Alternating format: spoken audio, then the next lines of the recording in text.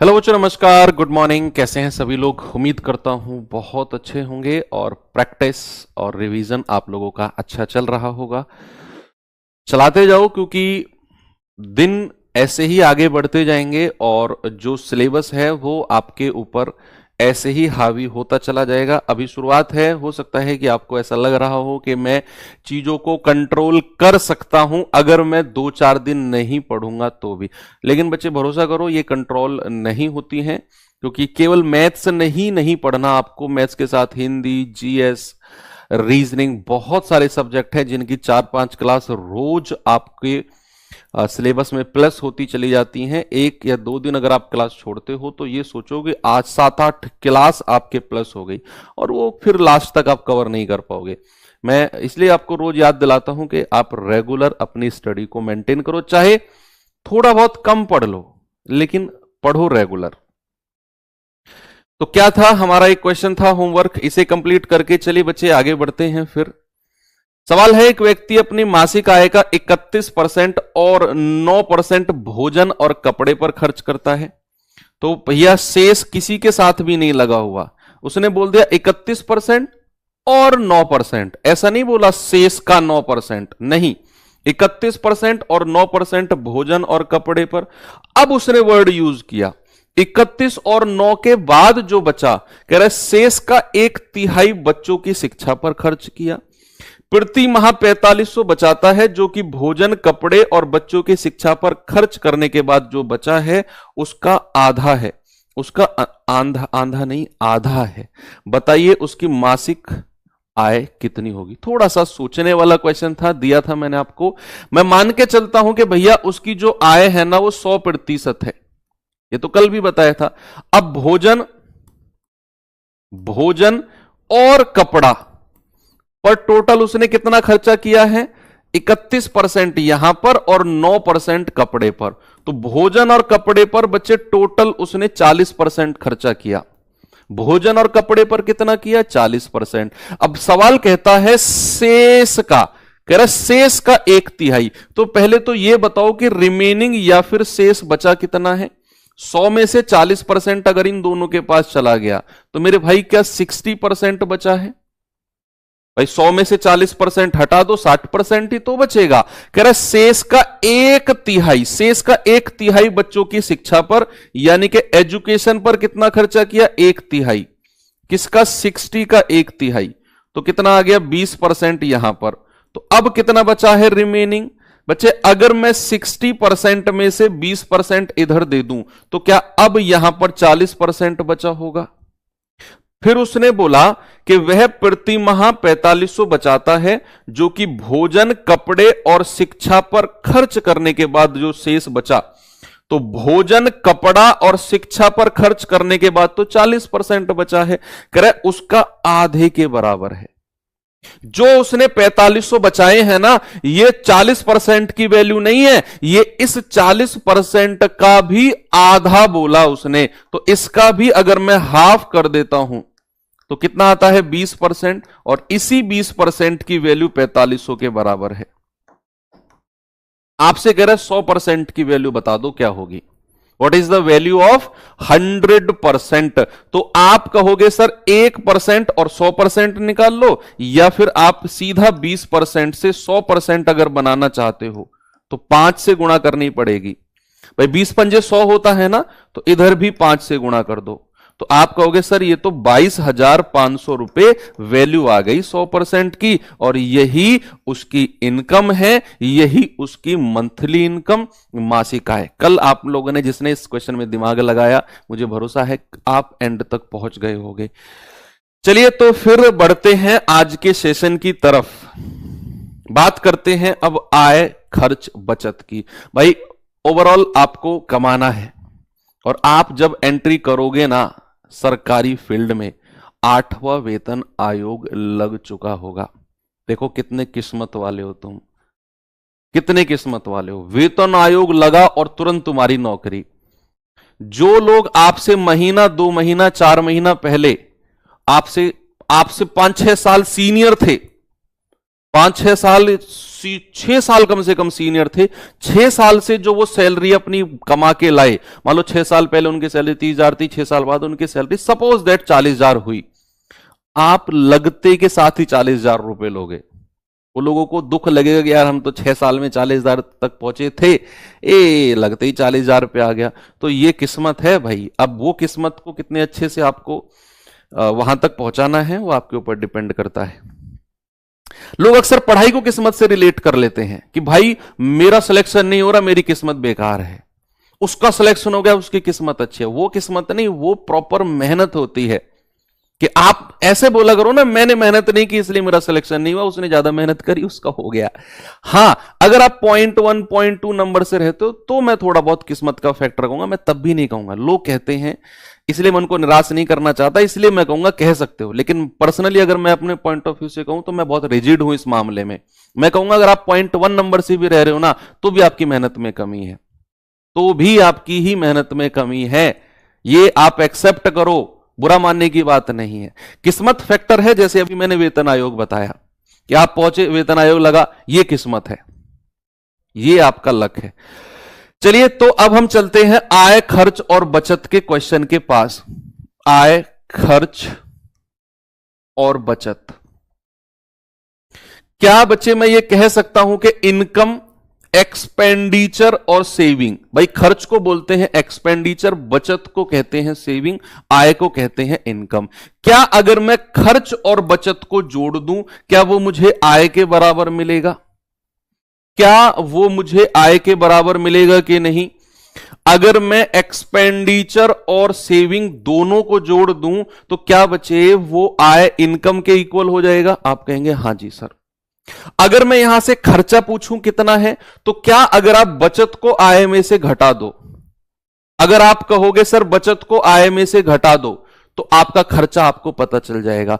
अगर मैं कहूंगा कि भैया मुझे सेविंग यानी कि बचत बताओ क्या है, तो आप क्या करोगे, खर्च को आय में से घटा दोगे, इनकम में से एक्सपेंडिचर माइनस करोगे, तो आपको सेविंग मिल जाएगा। बेसिक फॉर्मूला आपका यही है। अब इसमें सवाल कैसे बनते हैं जरा देखना। 1-2 टाइप के क्वेश्चन बनते हैं। पहले टाइप का क्वेश्चन यहां देखेंगे जरा इसे।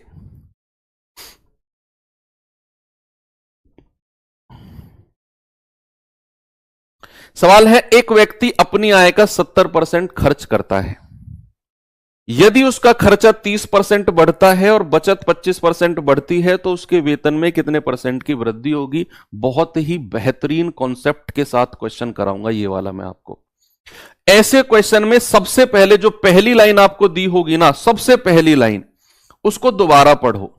ये पहली लाइन को दोबारा पढ़ो और इस पहली लाइन से मुझे इनकम, एक्सपेंडिचर और सेविंग, आय, खर्च और बचत का रेशियो, जल्दी से जितना मैं पूछ रहा हूं केवल उतना जवाब बताओ मुझे कि पहली लाइन से आय, खर्च और बचत का अनुपात, रेशियो क्या होगा।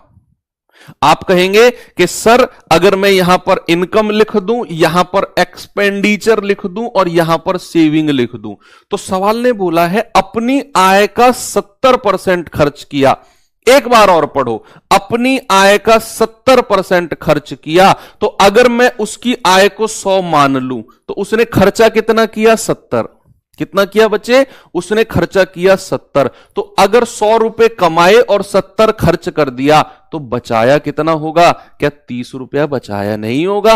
आप कहेंगे हां। रेशियो बना लो, ये 0 से 0 से 0 गया, आपका रेशियो आ गया 10, 7 और 3। ये रेशियो बनते ही आपका सवाल 60% खत्म हो गया। अब सवाल ने बोला है कि उसका खर्चा 30% बढ़ गया, बढ़ा यानी कि प्लस, तो यहां पर प्लस का 30% लिख दो खर्चे के नीचे। फिर कह रहा है उसकी बचत 25% बढ़ गई, बढ़ गई यानी कि प्लस, और अगर घटा बोलता कि घट गया तो माइनस का साइन लेता मैं, तो उसकी बचत भी 25% बढ़ गई तो प्लस का 25% यहां लिख दो। बहुत बढ़िया तरीका बता रहा हूं, कोई जीरो वीरो नहीं मानना आपने। अब इनकी मल्टीप्लाई कर दो, सीधी सीधी मल्टीप्लाई कर दो, ये आ गया 210%, ये आ गया 75%, थोड़ी देर पहले मैंने एक फॉर्मूला आपको लिखवाया कि आय बराबर खर्च प्लस बचत होता है। अगर आप इन दोनों परसेंट को जोड़ दोगे तो क्या बच्चे, आपको आय का प्रतिशत मिल जाएगा। तो आप अगर 210 और 75 को जोड़ते हो तो क्या 285% मिलता है आपको। क्या बच्चे, अगर इन दोनों को जोड़ दोगे आप तो क्या 285% आय मिलेगा आपको। एक लास्ट का काम और बच गया, आपका आंसर आ चुका है। उसने क्या पूछा, आय में प्रतिशत वृद्धि या वेतन में प्रतिशत वृद्धि।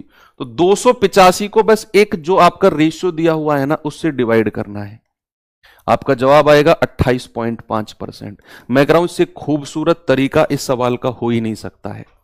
सबसे बेस्ट, सबसे कम समय में होने वाला तरीका है। एक और सवाल दूंगा, खुद से ट्राई करना। सबसे पहला काम क्या है कि पहली लाइन से हमें आय खर्च बचत का रेशियो लेना है। जो जिसका परसेंट दिया होगा उसके नीचे लिख के मल्टीप्लाई करना है। दोनों को जोड़ दिया, आय मिल गया, उसके रेशियो से डिवाइड कर दिया, आंसर आ गया। एक और सवाल दूंगा, तैयार रहना। अब आप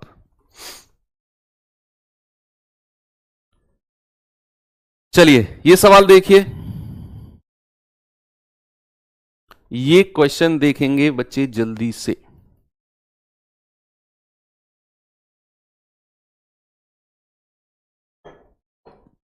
कह रहा है कि सुरेश अपनी मासिक आय का 85% खर्च करता है। यदि उसकी मासिक आय 20% और उसका मासिक बचत 60% वृद्धि, दोनों वृद्धि होती हैं, तो बताइए उसके खर्चे में कितने परसेंट। दशमलव के एक स्थान तक सही। ये लाइन कहीं अगर लिखी मिल जाए ना तो समझ जाओ वो आपसे एग्जैक्ट उत्तर नहीं पूछ रहा, अप्रोक्सीमेट की बात कर रहा है। दशमलव के एक स्थान तक सही में कितनी वृद्धि होगी जरा देखना।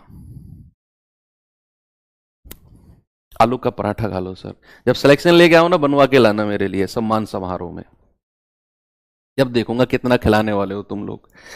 भाई सबसे पहली लाइन आप पढ़ो। सबसे पहली लाइन में आप लोग सबसे पहले इनकम, एक्सपेंडिचर और सेविंग का रेशियो, अनुपात लो मेरे भाई। आप यहां लिखोगे इनकम, यहां लिखोगे एक्सपेंडिचर और यहां लिखोगे सेविंग। और आप कहोगे कि सर अगर उसने आय का 85% खर्चा किया है ना, तो अगर उसकी इनकम 100 है तो उसने 85 उड़ा दिया, खर्च हो गया। तो 100 में से 85 खर्चा किया, 15 बचा होगा। 5 तिया 15, 5 से जाएगा 17 बार, 5 से जाएगा 20 बार। ओके। अब सवाल कहता है उसने आय में 20% और बचत में 60% की वृद्धि हुई। वृद्धि को प्लस में रखना है तो प्लस का 20% और प्लस का 60%। मल्टीप्लाई कर दो, 20 हम 400 और 6 तिया 18। अभी थोड़ी देर पहले एक मैंने फॉर्मूला लिखवाया आपको कि भाई साहब आय बराबर खर्च प्लस बचत। अगर मुझे यहां से खर्चा चाहिए, सामने देखेंगे भाई साहब black T shirt, black Jersey, आपसे कह रहा हूं, अगर मुझे यहां से खर्चा चाहिए तो क्या मैं बचत को आय में से माइनस कर दूं।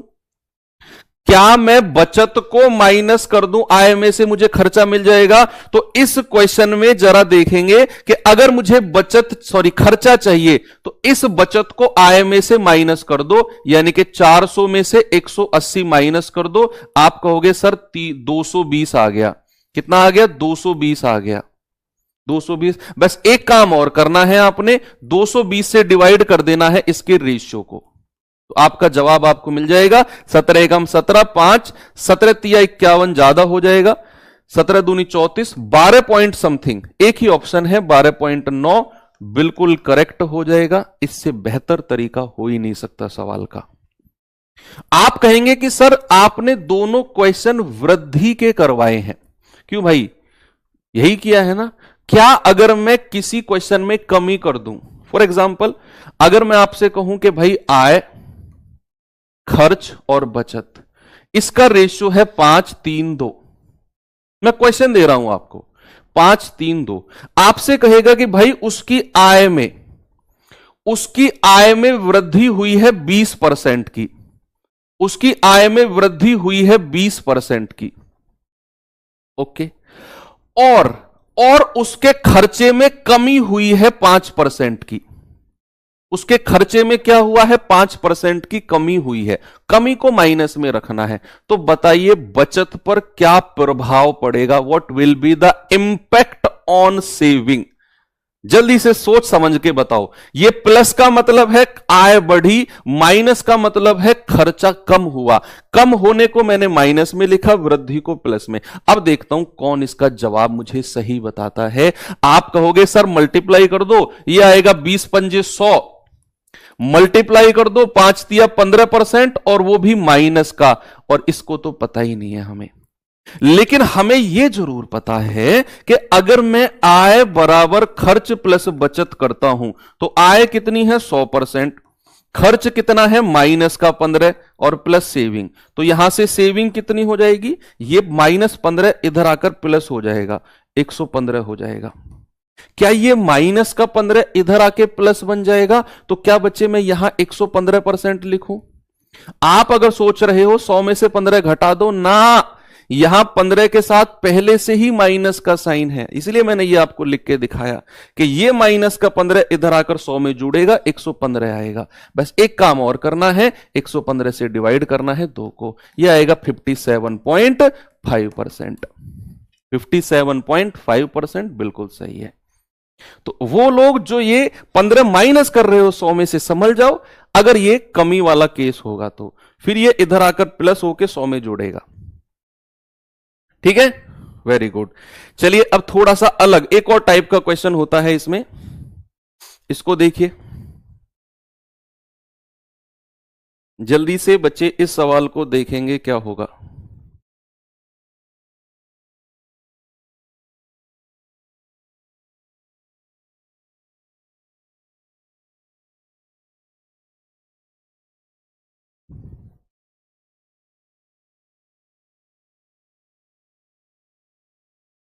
सवाल है ऋतु की आय रेणु की आय से 25% कम है। ओके, रेणु अपनी आय का 60% खर्च करती है जबकि ऋतु अपनी आय का 20% बचाती है। तो ऋतु का खर्चा रेणु की बचत से कितने % अधिक है। ऋतु का खर्चा रेणु की बचत से कितने % अधिक होगा। यह सवाल अलग है टाइप का, यह अलग टाइप का क्वेश्चन है थोड़ा सा। ये आय खर्च बचत का रेशियो नहीं है, वहां एक ही व्यक्ति की बात होती है, यहां 2 लोगों की बात हो रही है। कौन कौन है, ऋतु और रेणु। तो यहां ऋतु का केस अलग चलेगा, रेणु का अलग चलेगा। ऋतु का खर्चा ऋतु की बचत अलग होगी, रेणु का खर्चा रेणु की बचत अलग होगी। तो सेकंड टाइप का क्वेश्चन है इसी में ही, आय खर्च वाले में। तो यहां 2 लोगों की बात करनी है, ऋतु और रेणु। ऋतु और रेणु। सवाल कह रहा है कि भाई ऋतु की आय रेणु की आय से 25% कम है। ऋतु की जो आय है वो रेणु की आय से, तो क्या मैं इन दोनों की आय को मान लूं। मैं मान लूं रेणु की आय अगर 100 है तो ऋतु की आय 25% कम यानी कि 75 हो जाएगी। भाई 100 में से 25 घटा दो, तो क्या अगर रेणु की आय 100 है तो क्या ऋतु की आय 75 रहेगी कि नहीं। ये इनकम की मैं बात कर रहा हूं, इनकम की। यस, रेशियो मत लेना, ऐसे ही रहने दो। कह रहा है रेणु अपनी आय का 60% खर्च करती है और ऋतु अपनी आय का 20% बचाती है।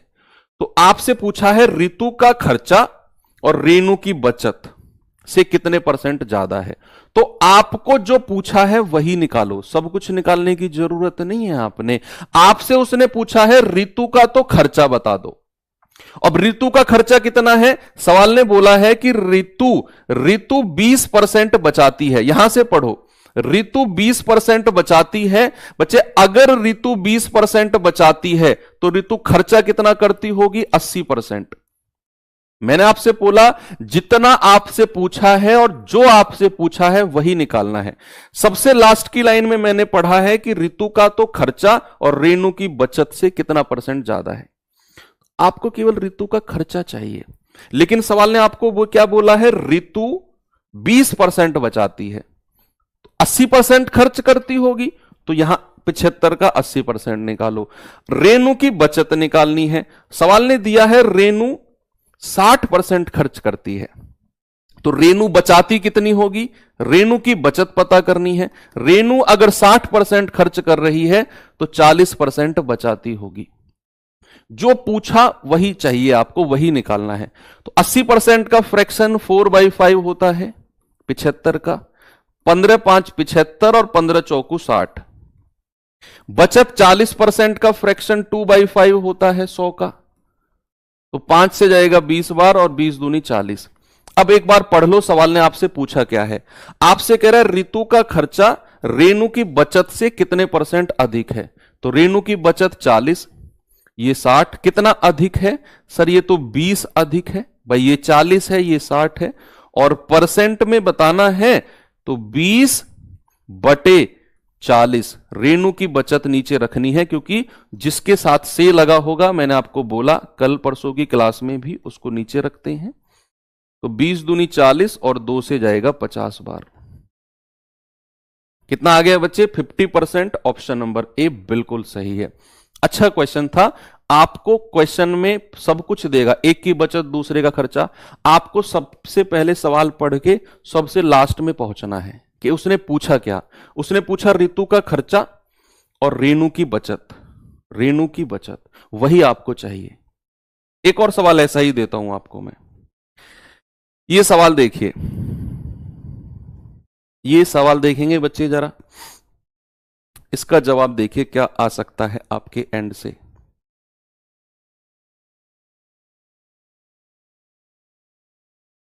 सवाल है ए की आय बी की आय से 80% अधिक है। यदि ए की आय 20% घटाई जाए और बी की आय में 60% की वृद्धि हो तो निम्नलिखित में से कौन सा सत्य होगा। ए की आय बी की आय के बराबर हो जाएगी, बी की आय ए की आय से 16% अधिक हो जाएगी, बी की आय ए की आय से 11 से 1/9% अधिक हो जाएगी, या ए की आय बी की आय से 11 से 1/9% घट जाएगी। ऐसे क्वेश्चन, ऐसे थोड़े स्टेटमेंट वाले क्वेश्चन एडिक्विटी ने पूछे हैं थोड़े थोड़े। ये स्टेटमेंट वाले क्वेश्चन है, प्रॉपर एडिक्विटी बेस्ड क्वेश्चन है, प्रॉपर एडिक्विटी का। लेकिन डरना नहीं है, बहुत सिंपल क्वेश्चन है। बस क्या है, लैंग्वेज बना दी ताकि बच्चा डर जाए, यार ये तो स्टेटमेंट वाले क्वेश्चन आ गए। बिल्कुल भी नहीं डरना है। सवाल को पढ़िए आराम से। कह रहा है ए की आय बी की आय से 80% ज्यादा है, तो क्या मैं यहां से ए और बी की आय को मान सकता हूं कुछ। आप कहेंगे सर बिल्कुल मान सकते हो। अगर मैं यहां ए लिखूं बच्चा, यहां बी लिखूं, तो सवाल ने बोला है ए की आय बी की आय से 80% अधिक है। अधिक कौन है, ए, किससे, बी की आय से। तो अगर मैं बी को 100 मान लूं तो ए कितना हो जाएगा, 180। रेशियो मत बनाना, ऐसे ही रहने दो। अब सवाल ने आगे बोला ए की आय 20% घटाई गई और बी की आय में 60% की वृद्धि हुई।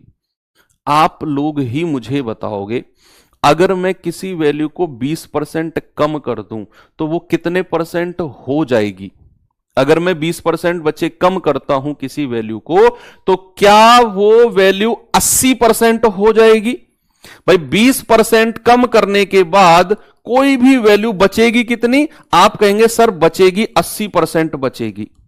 ये सब लिखने की जरूरत नहीं है, ये तो मैं आपको जस्ट समझाने के लिए लिख रहा हूं, जस्ट समझाने के लिए। और अगर किसी वैल्यू में 60% की, बी की वैल्यू में 60% की वृद्धि हुई है ना, तो 60% की वृद्धि के बाद कितने % हो जाएगी, 160% हो जाएगी। ये जस्ट आपको समझाने के लिए लिखा है मैंने। अब ये 80% किसका, 180 का। तो 80% का फ्रैक्शन होता है 4/5 180 का। 5 से जाएगा 36 बार और 36 चौके 144। भैया 160% का मतलब होता है 160/100 मल्टीप्लाई बाई 100, तो ये आएगा 160। अब सवाल ने क्या बोला है, पहला ऑप्शन। अब ऑप्शन बाय ऑप्शन चलेंगे। सवाल का पहला ऑप्शन कहता है क्या ए की आय बी की आय के बराबर हो जाएगी, है ये तो 144 है, ये 160 है, बराबर कहां से हो गई, बराबर तो है ही नहीं।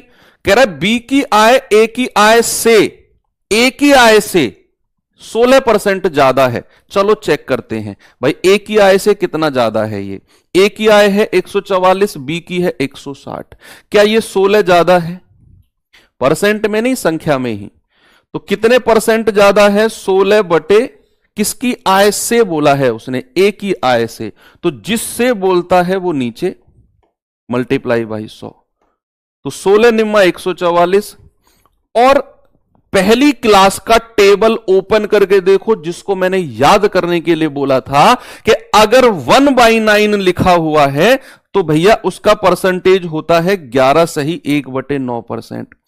तो यहां पे जो बी की इनकम है ना, वो ए से 11 सही 1/9% ज्यादा है। ऑप्शन बी क्या कहता है? 16%। गलत। ऑप्शन सी क्या कहता है? बी की आय ए की आय से 11 सही 1/9।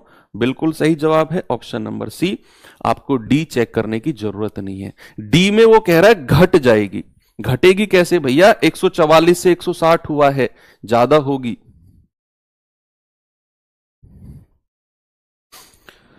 चलिए फिर आगे बढ़ते हैं। ये वाला चीजें हो गई एंड। अब हम चलते हैं आगे। और आगे अभी तक हमने क्या पढ़ा? अभी तक आपने पढ़ा खर्चा, बचत और सेविंग। अब जो खर्चा हुआ, अभी तक आपने मोटा मोटा हिसाब लगाया कि भाई मैं 50,000 कमा के लाया, 30,000 उड़ा दिया, 20,000 बचा लिया। अब जो आपका खर्चा हुआ है ना, वो किस किस तरीके से खर्चा हुआ, इसके ऊपर एक टाइप मैंने बना दिया। आप मार्केट गए, मार्केट जाके आपने चावल का भाव पूछा। चावल वाले ने कहा भाई साहब चावल का रेट है 50 रुपए पर किलो। फॉर एग्जाम्पल चावल का रेट कितना है? 50 रुपए पर केजी। आपने कहा ठीक है भैया 5 किलो चावल दे दो। आपने सबसे पहले रेट पूछा चावल का 50 रुपए पर किलो, तो रेट हो गया 50 रुपए पर किलो। उसी को ही प्राइस बोलते हैं, उसी को ही हिंदी में मूल्य बोलते हैं। तो समझ में आई बात? प्रैक्टिकल समझा रहा हूं। आपने चावल का रेट पूछा, वही प्राइस है, उसी को मूल्य कहते हैं। फिर उसने पूछा कितना चाहिए, तुमने कहा 5 किलो। 5 किलो। अब 5 किलो जैसे ही तुमने बोला, ये तुम्हारा कंजप्शन है। इंग्लिश वाले बच्चों ये कंजप्शन है, और हिंदी वाले बच्चों ये तुम्हारी खपत है। ये क्या है? तुम्हारा कंजप्शन, तुम्हारा खपत है, जिसको उपभोग भी कहते हैं। इसको क्या कहते हैं? उपभोग भी कहते हैं। फिर बिल बना। 50 रुपए किलो चीनी चावल थे, 5 किलो आपने मांगे, कितने रुपए आपको देने पड़ेंगे दुकानदार को? आपने हिसाब लगाया 1 किलो 50 रुपए के, तो 5 किलो 250 रुपए के। यानी कि आपने 50 को 5 से गुणा कर दिया, आपने मूल्य को खपत से गुणा कर दिया। तो आपको क्या मिल गया? आपका खर्चा, आपका एक्सपेंडिचर मिल गया। तो यहां पर वही कहानी है कि बच्चे अगर आप मूल्य को खपत से गुणा करते हो, अगर आप मूल्य को खपत से गुणा करते हो, तो मेरे भाई आपको खर्च मिल जाता है। यानी कि अगर प्राइस को कंजप्शन से गुणा करते हो, तो आपको एक्सपेंडिचर मिल जाता है। क्या मिल जाता है? एक्सपेंडिचर। इसको ई बोलते हैं, इसको सी, इसको पी। प्राइस को कंजप्शन से गुणा करो, एक्सपेंडिचर मिल जाएगा। अब अगर बच्चे मैं आपसे एक बात पूछने लगूं कि मान लो प्राइस का रेशियो दिया हुआ है ए बी, और या एग्जाम्पल से समझाता हूं। प्राइस का रेशियो है 3:4, कंजप्शन खपत का रेशियो है 3:4, तो खर्च का रेशियो क्या होगा? बताइए मुझे, खर्च का रेशियो क्या होगा? खर्च का रेशियो क्या होगा? आप कहेंगे सर प्राइस को कंजप्शन से गुणा कर दो, खर्चा मिल जाएगा। यानी कि 3 तिया 9 और 4 चौके 16। खर्च का रेशियो कितना हो जाएगा? खर्च का रेशियो हो जाएगा आपका 9 और 16। आपने क्या किया?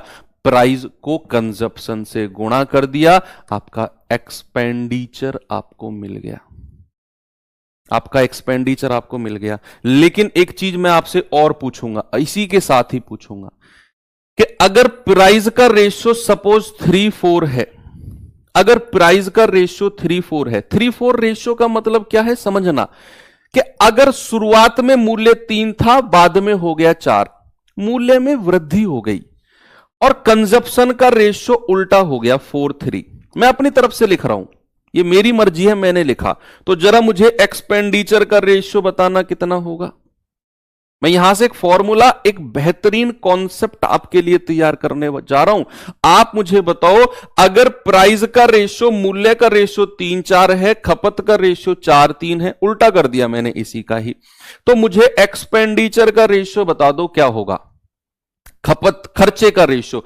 आप कहोगे 4-3 12 और 4-3 12, यानी कि पहले अगर मूल्य, ये पहले वाला केस है और ये बाद वाला केस है, ये बाद वाला केस है, यानी कि पहले अगर मूल्य 3 था, बाद में 4 हो गया, पहले अगर खपत 4 थी, बाद में 3 हो गई, पहले अगर खर्चा 12 था, बाद में खर्चा 12 हो गया।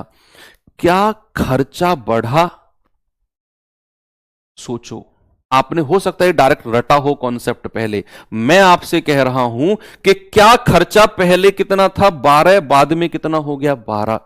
खर्चा तो सेम है, खर्चे पर कोई प्रभाव नहीं, एक्सपेंडिचर कांस्टेंट बोलते हैं इंग्लिश में इसे। तो ये कंडीशन आपके दिमाग में आई कि सर अगर मैं मूल्य के रेशियो को उल्टा खपत का रेशियो कर दूं, तो जो रेशियो मूल्य का होगा उसका उल्टा अगर खपत का होगा, तो ये वैल्यू हमेशा आपको बराबर मिलेगी, ऑलवेज। अब इसे मैं एक कॉन्सेप्ट के रूप में बच्चे लिखने जा रहा हूं कि अगर किसी क्वेश्चन में खर्चा समान रखना है, क्या रखना है? खर्चा समान रखना है। भाई पापा आपको क्या देते हैं? पापा आपको पेट्रोल, आप लाइब्रेरी जाते हो बाइक से, सपोज कुछ बच्चे जाते होंगे, तो आपका क्या है? आपका फिक्स है कि महीने में 500 रुपए का पेट्रोल फूकता है, पापा से आपने 500 रुपए लेने हैं। अब पेट्रोल की कीमत बढ़ गई, पापा को नहीं पता और आपकी हिम्मत नहीं हो रही है 500 रुपए से ज्यादा मांगने की, तो आप 500 ही लोगे, उसी में ही काम चलाओगे, चाहे पेट्रोल की कीमत बढ़ी हो चाहे घटी हो, आपको उसी 500 रुपए में काम चलाना है। कीमत बढ़ी तो जितना पेट्रोल आपको पहले मिल रहा था उतना मिलेगा क्या अब? नहीं सर, पेट्रोल का रेट 90 था, अब 100 हो गया, तो अब पेट्रोल कम आएगा बाइक में, लेकिन 500 रुपए में अब पेट्रोल कम आएगा, पहले 500 रुपए में पेट्रोल ज्यादा आ रहा था 90 के रेट से। तो खर्चा अगर आपको समान रखना है बच्चे, अगर आपको एक्सपेंडिचर को कांस्टेंट रखना है, रिमेन्स कांस्टेंट रखना है, तो याद रखना जो रेशियो कीमत का होगा, जो रेशियो उसके प्राइस का होगा, उसका उल्टा रेशियो खपत यानी कि कंजप्शन का हो जाएगा। यही बात मैंने आपको यहां पर एग्जाम्पल के माध्यम से समझाई कि कीमत अगर 3 से 4 है तो खपत 4 से 3 उल्टा कर दो, तो ये मल्टीप्लाई होके 12-12 बना देगा। यहां भी मल्टीप्लाई कर दो, ए बी, खर्चा सेम रहेगा। ठीक है, तो ये बात आपको दिमाग में रखनी है। बहुत बेहतरीन क्वेश्चन यहां से बनते हैं। अब सवाल क्या है, सवाल देखेंगे एक बार। देखिए बच्चे एक बार सवाल को,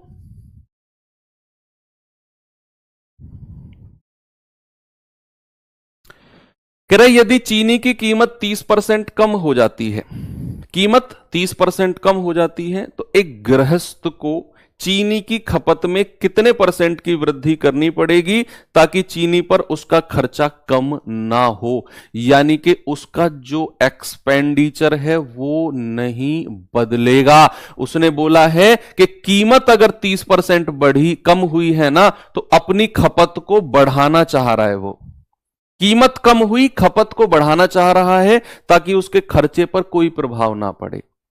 तो सबसे पहले आप ये % जो दिया हुआ है इसका फ्रैक्शन, इसका भिन्न मुझे बता दो। आप कहोगे सर 3/10। तो प्राइस क्या बोला उसने? 30% कम। कम का मतलब क्या होता है मेरे भाई? 10 में से 3 घटा दो 7, और अगर खर्चा समान रखना है, अगर एक्सपेंडिचर को कांस्टेंट रखना है, तो जो रेशियो प्राइस का होगा, क्या कंजप्शन का रेशियो उसका उल्टा नहीं हो जाएगा? क्या ये 7 से 10 नहीं हो जाएगा? अभी तो बताया मैंने आपको, खर्चे को नहीं बदला उसने लिखा लास्ट की लाइन में ताकि उसका खर्चा कम ना हो। तो कितने की वृद्धि हुई है खपत में भैया? 7 से 10 हो गई खपत, प्लस का 3। और अगर परसेंट में बताना है तो 3 बटे, और पुरानी खपत कितनी है? 7 मल्टीप्लाई बाई 100, ये आ जाएगा 300 बटे 100, 7%। तो 7 चौको 28, 2 7 दूनी 14, 42 सही, 6 बटे 7%। ऑप्शन नंबर बी मेरा बिल्कुल करेक्ट है, 42 6/7%। ठीक है बच्चे, आगे चलूं और बताऊं सवाल आगे।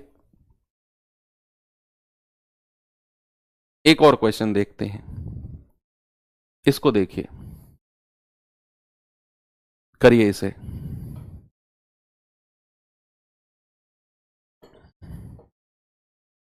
चीनी की कीमत में 25% की वृद्धि हुई। एक परिवार को चीनी की खपत में कितने प्रतिशत की कमी करनी चाहिए ताकि चीनी पर खर्चा समान रहे? जिस भी क्वेश्चन में खर्चा समान होगा, याद रखना, हर उस सवाल में जो रेशियो कीमत का होगा उसका उल्टा रेशियो खपत का कर दो, कंजप्शन का कर दो। खर्चा समान का केस आपको मिल जाएगा। यहां खर्चा समान है, व्यय का मतलब एक्सपेंडिचर या खर्चा ही बोलते हैं। तो सबसे पहले 25% का फ्रैक्शन आप मुझे बता दो कितना आएगा? ये आएगा 1/4। तो प्राइस यानी कि कीमत को उसने 25% बढ़ाया है, तो 4 में 1 जोड़ दो 5। तो कंजप्शन कितना होगा? जस्ट उल्टा कर दो, 5 से 4, क्योंकि खर्चा समान है। तो बताइए जरा कंजप्शन कितना कम हुआ है? 5 से 4, ये तो 1 कम हुआ है। और अगर मुझे प्रतिशत में कमी बतानी है तो मैं क्या कहूंगा? 1 बटे पुराना खर्चा, कंजप्शन कितना है? 5 गुणा 100। 5 से जाएगा 20 बार और 20 एकम 20%। कितना जवाब आ गया बच्चे? 20%। ऑप्शन नंबर बी हमारा करेक्ट हो जाएगा। ठीक है, आगे बढ़ूं। Very good. चलिए अब वो क्वेश्चन जिसमें खर्चा भी बदल जाए, वो सवाल देखते हैं जरा। जिसमें खर्चा भी बदल जाए, जरा उस क्वेश्चन को देखेंगे।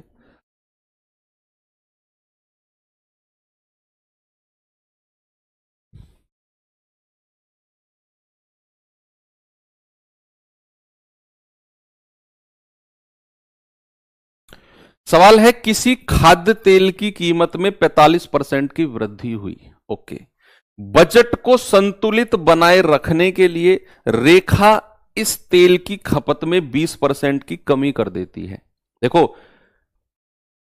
45% की वृद्धि तो कीमत में हुई, रेखा ने खपत में 20% की कमी कर दी।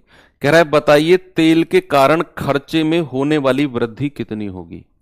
अब यहां खर्चा समान नहीं है, वो पूछ रहा है खर्चे में वृद्धि कितनी होगी, ये पूछ रहा है। वो आपसे कह रहा है कीमत 45% बढ़ी तो रेखा ने खपत को 20% कम कर दिया।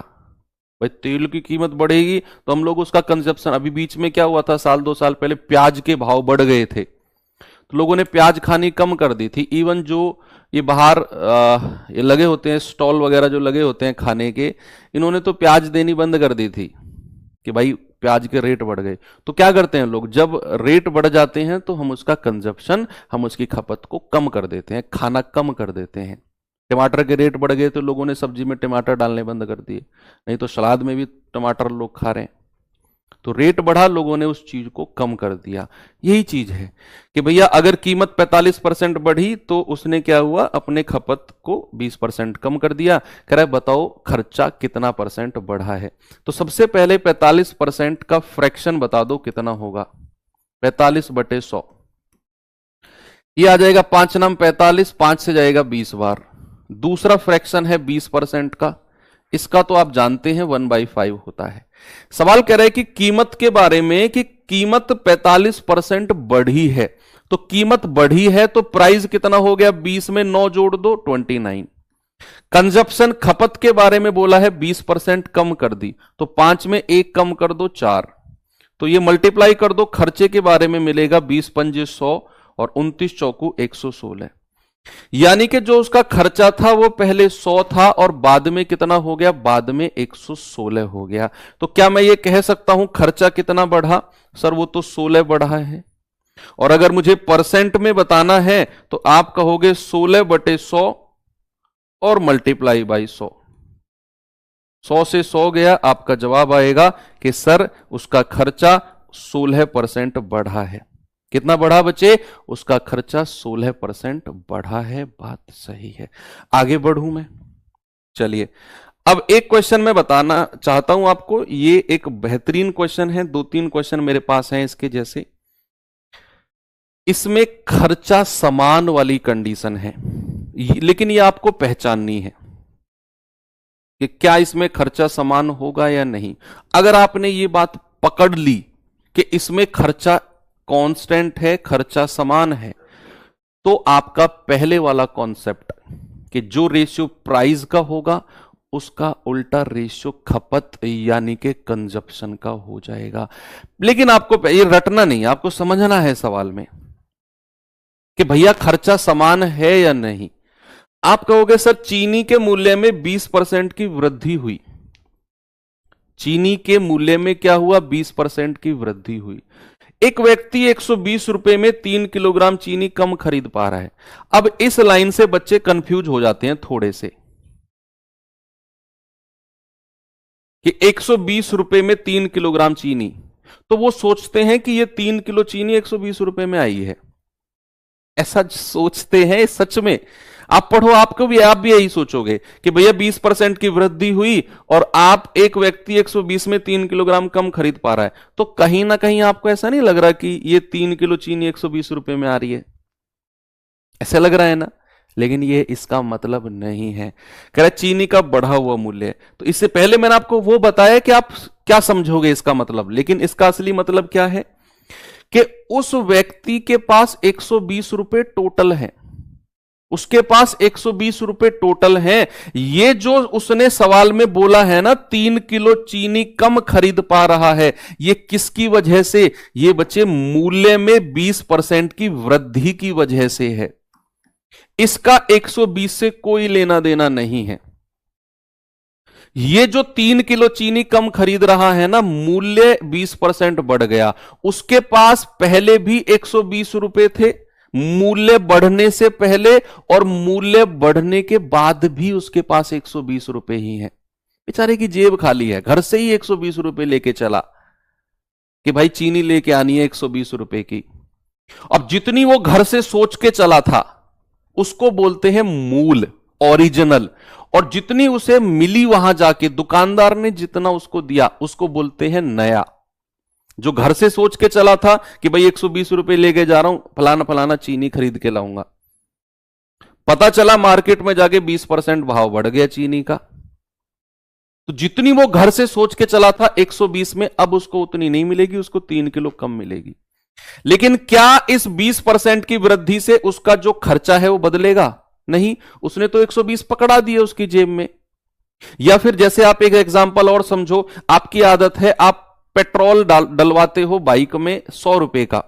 हम लोग अक्सर ऐसा नहीं करते कि 1 लीटर डाल दो, 2 लीटर दे दो, 3 लीटर दे दो, कितने का हुआ। कभी पेट्रोल पंप पे ऐसा नहीं होता ना कि 3 लीटर डाल दो, बताओ कितने का हुआ। बहुत रेयर केस में होता है। हम कहते हैं 100 रुपए का डाल दो या 200 का डाल दो। हमें मतलब नहीं है पेट्रोल की कीमत बढ़ी है या कम हुई है, हमें पता है कि फिक्स 100 रुपए का डलवाना है। अब पेट्रोल पहले 90 रुपए का आ रहा था तो हमें ज्यादा पेट्रोल मिल रहा था, लेकिन पेट्रोल अगर 100 रुपए का हो गया तो उतना पेट्रोल नहीं मिलेगा जितना 90 का मिल रहा था। लेकिन हमारे पास तो पहले भी 100 रुपए का डलवा रहे थे, अब भी 100 रुपए का पेट्रोल डलवा रहे हैं। हमें मतलब ही नहीं है कीमत बढ़ो या कम हो। तो ये वही है कि पहले भी 120 रुपए की ही चीनी ले रहा था, कमी या वृद्धि होने के बाद भी 120 रुपए की ही लेगा, तो खर्चा उसका सेम रहेगा, खर्चा उसका कांस्टेंट रहेगा। बच्चे इन दैट केस हमारे दिमाग में सवाल अब क्लियर हो गया कि खर्चा समान वाली स्थिति है, और जो स्थिति, जो कंडीशन खर्चा समान वाली होती है उसमें हम जानते हैं कि 20% का फ्रैक्शन कितना हो गया, 1/5। तो प्राइस यानी कि कीमत कितनी हो गई, 20% की वृद्धि हो गई, तो प्राइस हो गया 5 में 1 जोड़ दो 6, और कंजप्शन खपत कितनी हो जाएगी, आप उल्टा कर दो, आप कहोगे 6 से 5। क्योंकि हम ये समझ गए कि इसमें खर्चा सेम है, उसका कांस्टेंट है, और वो कितना है, 120 रुपया है। खर्चा कितना है, 120 रुपया है, कांस्टेंट है। खपत के बारे में थोड़ा सा बात करते हैं कि पहले वो 6 यूनिट खरीद रहा था, मूल रूप से घर से सोच के चला था, लेकिन नया मिला है उसको 5 यूनिट, तो खपत बेचारे की कम हो गई 1 यूनिट। पहले सोच रहा था 6 मिलेगा, बाद में मिला है 5, 1 यूनिट कम हो गई, लेकिन सवाल में कह रहा है 3 किलो कम, तो 1 यूनिट का मतलब 3 किलो। अब यहां से बच्चे 4 सवाल बनते हैं। पहला सवाल बनता है उसका मूल कीमत, तो मूल कीमत के लिए उसकी मूल खपत बताओ कितनी होगी। आप कहोगे 1 यूनिट 3, 6 यूनिट 18, मूल खपत आ गई 18। तो मूल कीमत पूछेगा आपसे, ओरिजिनल कीमत यानी कि घर से कितनी कीमत वो सोच के चला था कि चीनी की ये रेट होगा, तो 120 बटे खपत 18 डिवाइड कर दो, ये उसकी मूल कीमत होगी। लेकिन आपसे ये नहीं पूछा, आपसे पूछा है कि भैया मूल खपत 18 है, 120 रुपए है, 120 बटे 18, 6 तिया 18, 20 बटे 3 रुपए पर किलो, 20 बटे 3 रुपए पर किलो। और अगर आपसे जो सवाल में पूछा है बढ़ा हुआ मूल्य यानी कि वो नया मूल्य पूछ रहा है, तो बच्चे 1 यूनिट 3 किलो, 5 यूनिट कितना आएगा, 15 किलो। 5 यूनिट कितना आ गया, 15 किलो। तो नई कीमत कितनी हो जाएगी, नई कीमत हो जाएगी 120 बटे 15, ये आ जाएगा 8 रुपए पर किलो। ये सवाल आपका इतना सा ही था, बस सवाल इतना सा ही था। ये तो मैंने आपको एक्स्ट्रा बताया है कि अगर आपसे मूल कीमत पूछेगा तो ये वाला पार्ट करना है, नई कीमत पूछेगा तो ये वाला पार्ट। एक और सवाल दूं, खुद से करेंगे, देखना, निराश मत करना मुझे, जल्दी से जवाब बता दो इसका। सभी बच्चे बताएंगे क्या जवाब होगा इसका।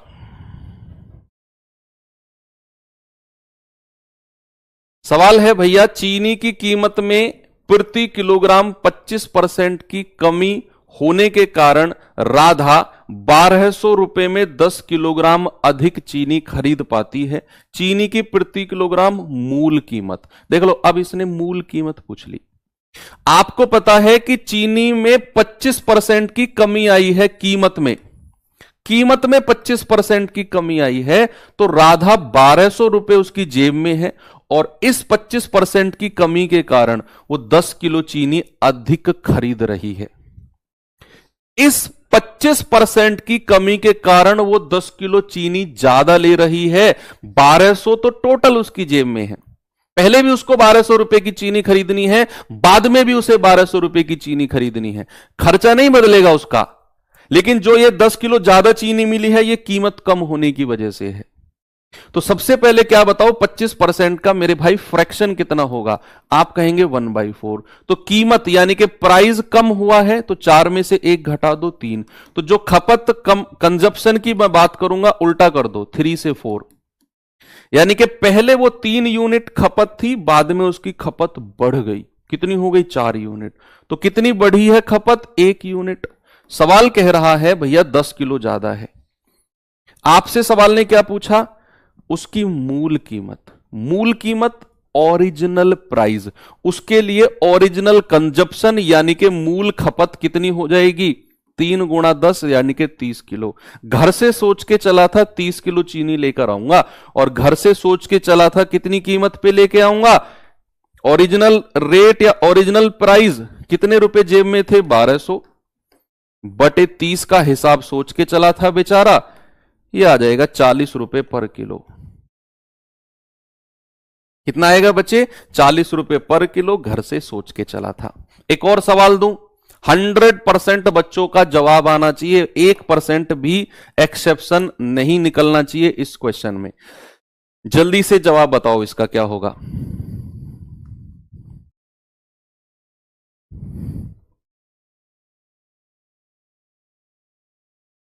कह रहे गेहूं के मूल्य में 6 सही 1/4% की कमी के कारण एक आदमी 135 रुपए में 1 किलोग्राम अधिक गेहूं खरीद पाता है। प्रति किलोग्राम उसकी मूल दर, प्रति किलोग्राम उसकी क्या बतानी है? मूल दर, ओरिजिनल प्राइस क्या है?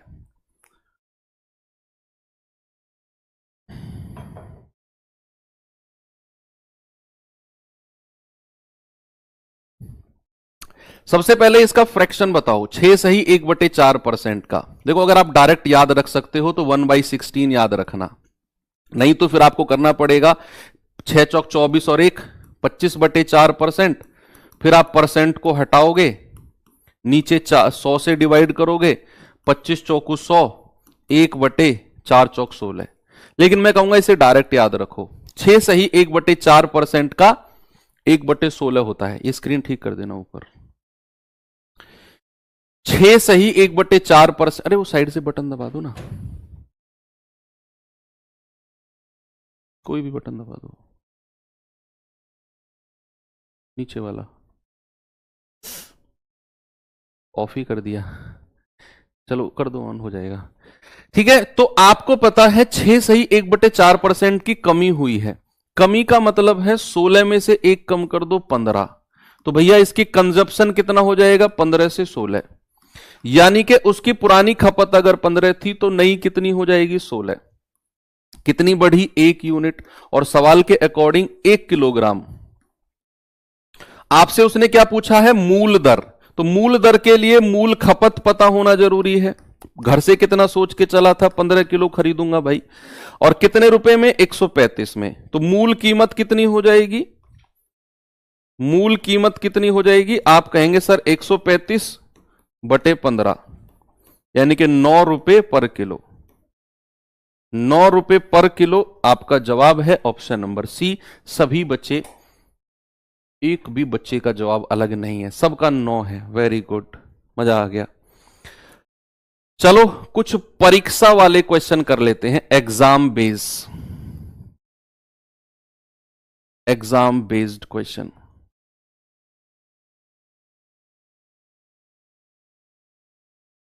Exam based question type 12।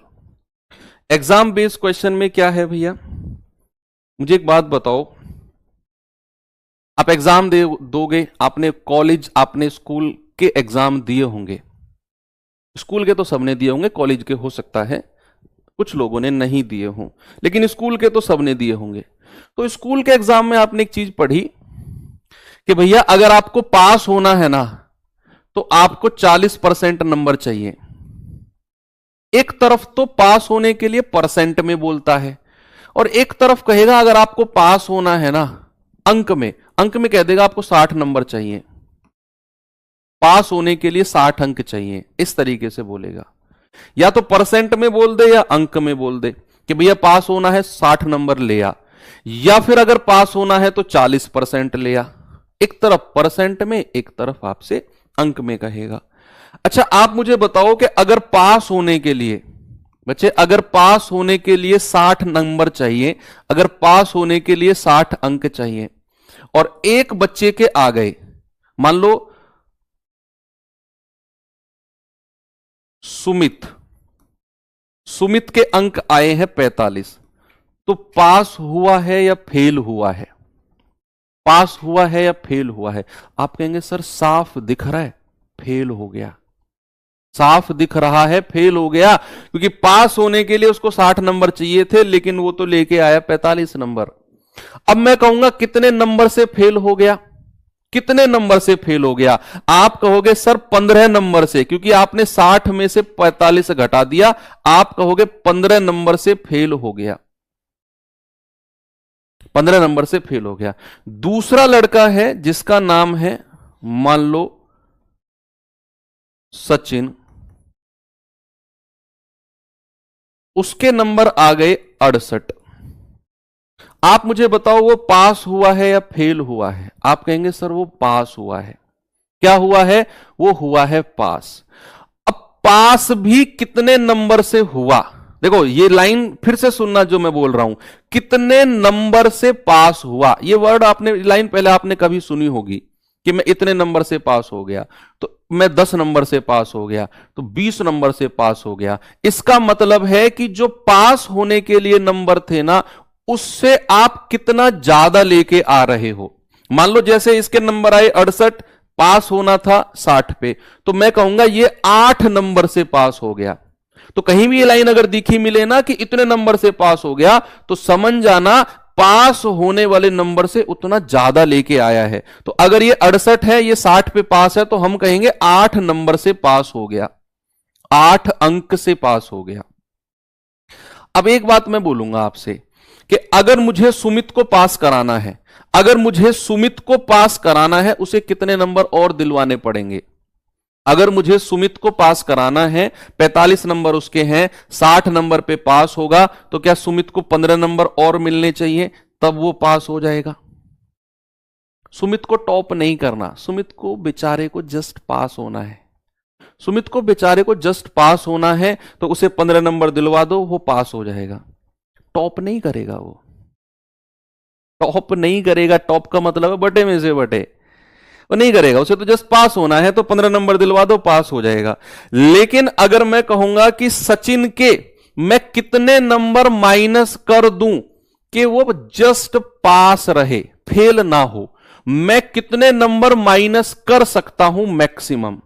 Sachin के मैं कितने मैक्सिमम नंबर माइनस कर सकता हूं कि वो फेल ना हो, सचिन भी पास रहे?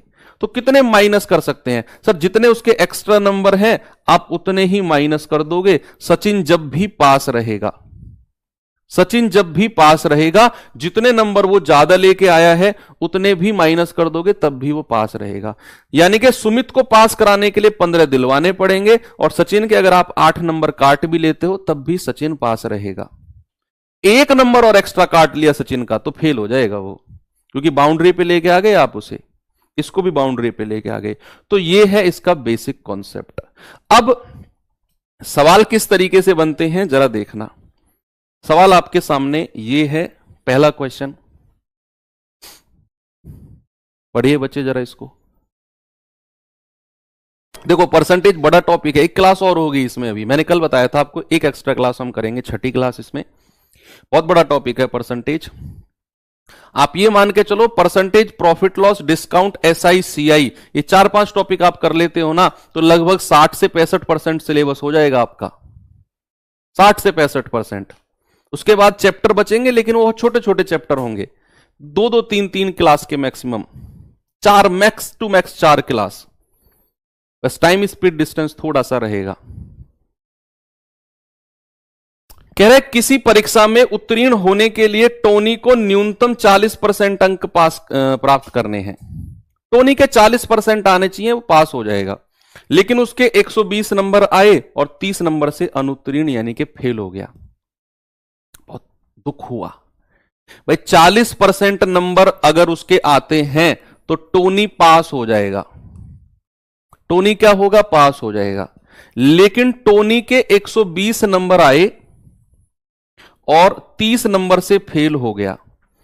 अगर आप मुझे अभी अभी जो मैंने कॉन्सेप्ट आपको सिखाया, 120 नंबर आए और 30 नंबर से फेल हो गया, अगर टोनी को पास करवाऊं कितने नंबर और दिलवा दूं? बताओ, तुम ही बताओ। उतने नंबर टोनी को मैं दिलवा दूंगा कि भैया 120 नंबर टोनी लेकर आया, लेकिन बेचारा 30 नंबर से फेल हो गया, तो टोनी को मैं कितने नंबर और दिलवा दूं कि वो पास हो जाए। जो कॉन्सेप्ट यहां पर हमने सीखा कि सुमित 60 नंबर पे पास होता है, 45 लेके आया, 15 से फेल हो गया, तो सुमित को हमने वही 15 नंबर और दिलवा दिए, पास हो गया। तो बच्चे क्या मैं सुमित को ये वाले 30 नंबर दिलवा दूं, पास हो जाएगा। तो क्या ये 40% के बराबर हो जाएंगे इसके नंबर? अगर मैं सुमित को 30 नंबर दिलवा दूं तो क्या सुमित के नंबर, क्या सुमित के अंक 40% के बराबर होंगे कि नहीं? आप कहेंगे बिल्कुल सही कह रहे हो सर, कि जैसे ही उसको 30 नंबर मिले तो फिर तो 40% के बराबर हो गए उसके अंक। 100% की वैल्यू बता दो। पूर्णांक हमेशा 100% होता है। मैक्सिमम मार्क्स या टोटल मार्क्स हमेशा 100% होगा। तो आप कहोगे कि सर 1% 150/40, 0 से 0 गया तो 100% कितना होगा? 100% होगा 15/4 मल्टीप्लाई बाई 100। तो 4 से जाएगा 25 बार, 25 पंजे 125, 25 एकम 25 और 12 37। यानी कि भैया 375 नंबर का पेपर है। कितने नंबर का? 375 मार्क्स का पेपर है। एक सवाल आगे बढ़ते हैं और क्वेश्चन है ये रहा। जरा देखिए बच्चे इस क्वेश्चन को। इसमें 2-3 सवाल पूछे जाते हैं, दोनों तीनों सवाल करेंगे हम।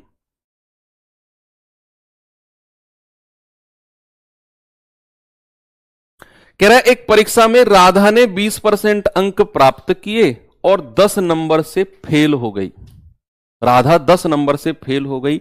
सीता ने 30% नंबर प्राप्त किए जो कि पास होने वाले नंबर से अधिक थे 20। तो परीक्षा टोटल अंक कितने हैं? यहां 2 लोगों की बात हो रही है बच्चे। 2 लोग हैं, कौन कौन? राधा और सीता। 2 लोग हैं, राधा और सीता। सवाल ने क्या बोला? सवाल ने बोला कि राधा के 20% अंक आए, 10 नंबर से राधा फेल हो गई। तो राधा के नंबर कितने आए हैं? 20%। और राधा फेल कितने नंबर से हो गई है? राधा फेल, यहां पे लिख देता हूं राधा की, कि वो 20% नंबर आए, 10 नंबर से फेल हो गई, तो माइनस का 10 लिख दो।